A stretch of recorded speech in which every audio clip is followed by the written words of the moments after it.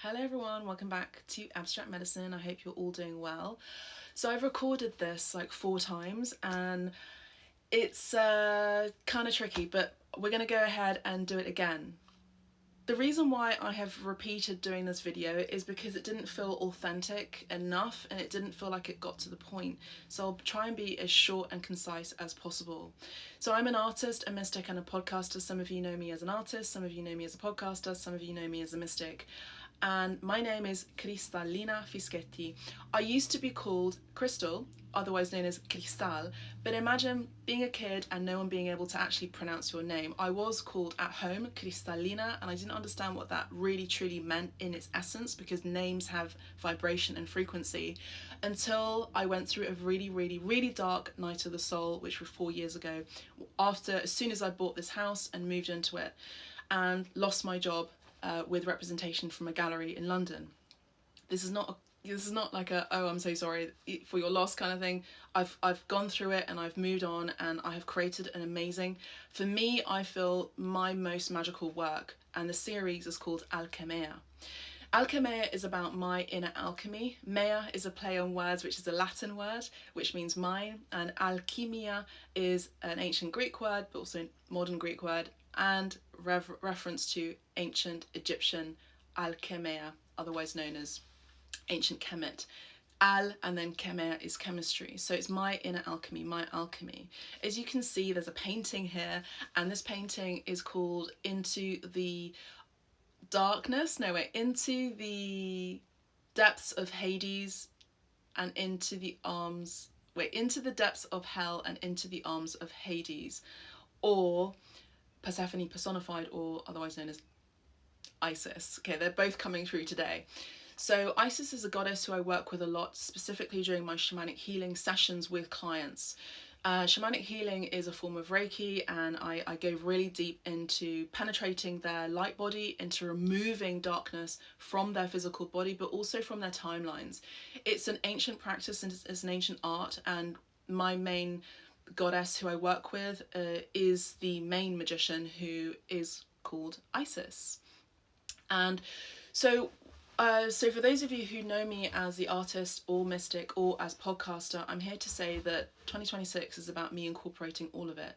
But today's transmission is mainly about the light aspect and the dark aspect, the light feminine and the dark feminine that I carry. I carry both light and dark feminine energy. And it's light magic and dark magic. The dark magic is not something that I want to say. It's not me practicing dark magic, it's me having integrated my shadow and faced my shadow over and over again. Dark nights of the soul and ego deaths are part of my own personal birth chart in my astrology, because I carry heavy Scorpio energy. I also carry heavy Sagittarius energy in my birth chart. I have malefic and benefic energy, benefic planets in my birth chart. And I'm here as a soul being to live a life of purpose and to show you your authentic version of who you can be, and the authentic version of who you get to be in your highest timeline. So what that means is that I can trigger a lot of people into facing their own shadow, which is incredibly brave to do, but it's also incredibly scary.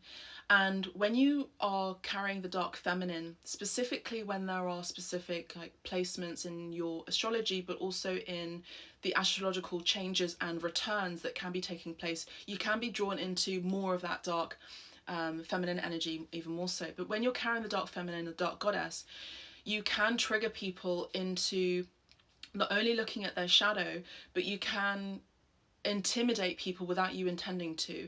And it's because you carry this very magnetic and strong power of who you are. You know, when I say this to my personal clients, when you know who when you know your sex and your sexuality, you really know who you are, truly.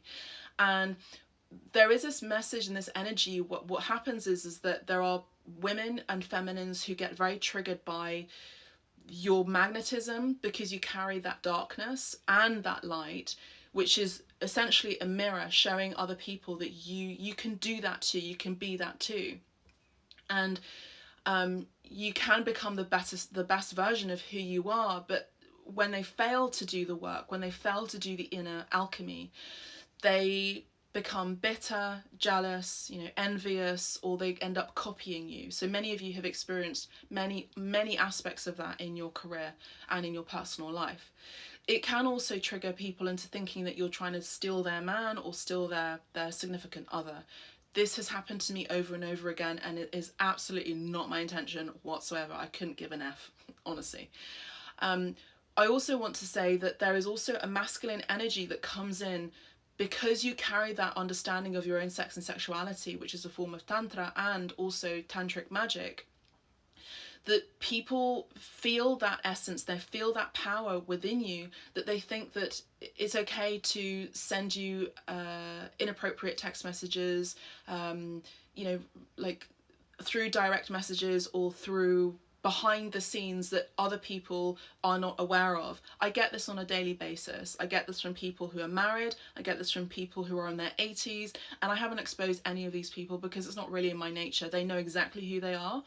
And it's really distasteful and it's really disgusting, especially when it's triggering an aspect of yourself where you have been sexualized from a very, very young age. Now, I have been literally through hell and back, metaphysically, literally, and physically and energetically. I've been tempted into the darkness many times, and I can say categorically that I have not gone into that realm to live fully. So I have turned that darkness into light. I was tempted to sell my soul many times, specifically when I was living in Los Angeles, and I refused it. And what that meant is that I have experienced a slower journey into my public realm or into recognition because I took the high road rather than the short road. And there are people that take the short road because it's quicker and it's easier for fame, fortune, and all the things. But I've taken the longer journey, which has been more arduous, which has been more painful, and it's been literally through walking through mud over and over again.